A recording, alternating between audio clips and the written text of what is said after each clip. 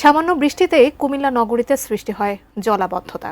পানিতে ডুবছে রাস্তাঘাট, বাসাবাড়ি, ব্যবসা প্রতিষ্ঠান, বাকি নেই হাসপাতালগুলো। এতে দুর্ভোগে পোহাতে হচ্ছে নগরবাসীকে।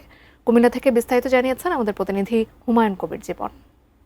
কুমিল্লা সিটি কর্পোরেশন এলাকার ২৭টি ওয়ার্ডে বিভিন্ন জায়গায় কিন্তু সামান্য বৃষ্টি হলে কিন্তু জলবদ্ধতা সৃষ্টি হচ্ছে এবং আমি এই মুহূর্তে আছি কুমিল্লা বিচিক শিল্পনগরী এলাকায়। আমার পিছনেও কিন্তু সড়কের উপর কিন্তু পানি দেখা যাচ্ছে, সেখানে কিন্তু জলবদ্ধতা সৃষ্টি হয়েছে এবং এখানে যারা ব্যবসায়িক প্রতিষ্ঠান রয়েছে তারা কিন্তু আসলে ক্ষতির সম্মুখীন হচ্ছেন, সেই সাথে কিন্তু ভোগান্তি পাচ্ছেন। এবং অন্যদিকে নগরের যে রাজগঞ্জ, চকবাজার এবং চাঁদপুর এলাকা, সেই সাথে রানীর বাজার এলাকার অসংখ্য জায়গায় কিন্তু আমরা দেখেছি যে ঝাউতলা, সেখানেও কিন্তু বিভিন্ন দোকানপাট এবং বাসাবাড়িতেও কিন্তু পানি প্রবেশ করেছে, যার ফলে কিন্তু বলা যেতে পারে যে সামান্য বৃষ্টি হলে কিন্তু নগরবাসী ভোগান্তি পোয়াচ্ছেন। এটা আমরা দেখেছি ঘুরে। এবং আমি এই মুহূর্তে যে জায়গাটি আছে সেটি কিন্তু অত্যন্ত ব্যস্ততম একটি সড়ক, বিচিক শিল্পনগর এলাকা। এখানে কোটি কোটি টাকার লেনদেন হয় এবং ব্যবসা প্রতিষ্ঠানে এখানে যে অর্থনীতির যে চাকা সেটি এখানে কিন্তু আসলে অনেক গুরুত্বপূর্ণ ভূমিকা রাখে। এবং বলা যেতে পারে যে কুমিল্লা সিটি কর্পোরেশন কিছু কিছু জায়গায় জলবদ্ধতা নিরসনে এগিয়ে আসলেও অনেক জায়গায় কিন্তু এখনও